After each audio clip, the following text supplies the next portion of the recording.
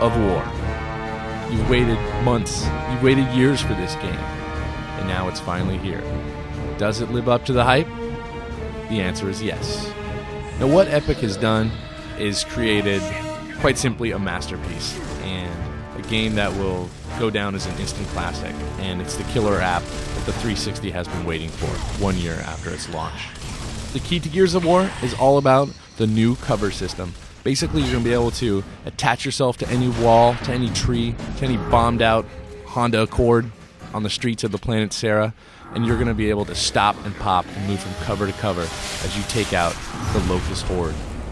Now, the great thing about this stop and pop gameplay, as Epic calls it, is that you really have to use what I like to refer to as fast tactics. You're going to use flanking maneuvers with your four-man squad. You're going to try and get around behind and to the sides of the Locust, and from behind cover, you're going to have to stop, look up for just a split second, get off a few rounds, and get back into cover, because on the harder difficulty levels, a few seconds out of cover, and those guys are going to hit you with a headshot, and you're going to go down. Personally, I recommend ditching the casual difficulty level altogether. It's a bit too easy, even though there is a significant challenge down the line in the final stages. The hardcore is a great place to start out, because immediately from the very first map, you're going to feel challenged as you work your way through the planet Sera.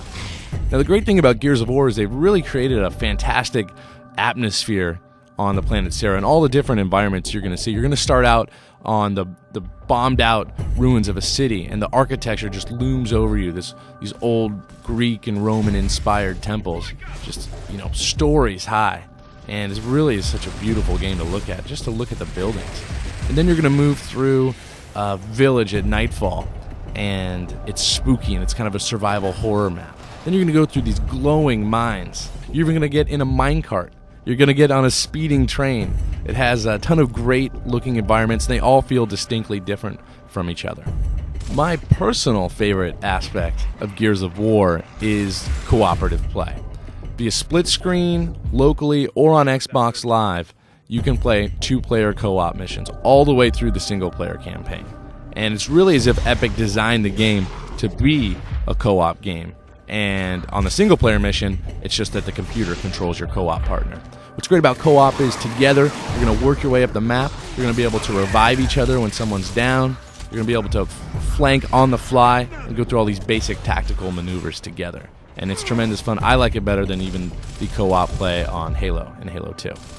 Now, the versus multiplayer on Xbox Live and System Link, if you want, is pretty great.